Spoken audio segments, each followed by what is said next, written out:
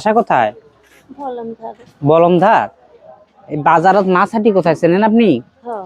মাছ হাটির যা একটা সুন্দর দেখে আপনি 200 টাকার মধ্যে একটা মাছ কিনে নিয়ে আসেন তো। কি মাছ? পাঙ্গাস মাছ। আপনার যেটা ভালো লাগে তাড়াতাড়ি আসেন, আমি এখানে দাঁড়িয়ে আছি।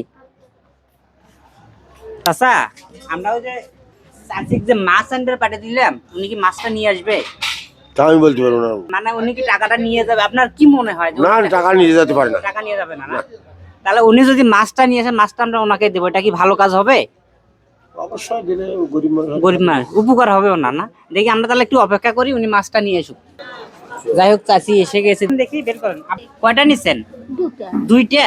আপনার পছন্দ কিনছেন এগুলো? কত টাকা নিছে দুইটা? 200। আচ্ছা শোন, আপনি কি করে বেড়ান? ভিক্ষা করে বেড়ান।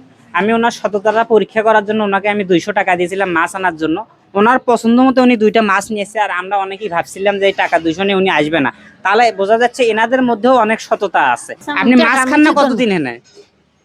কিনতে পারলে খাই, না পারলে কি খাই? তারপরও কতদিন এনে মাছ কেনেন না আপনি? 1 মাস 1.5 মাস হলে বাড়ি থেকে বাড়াই। মানে 1.5 মাস এনে উনি মাছ কেনে না।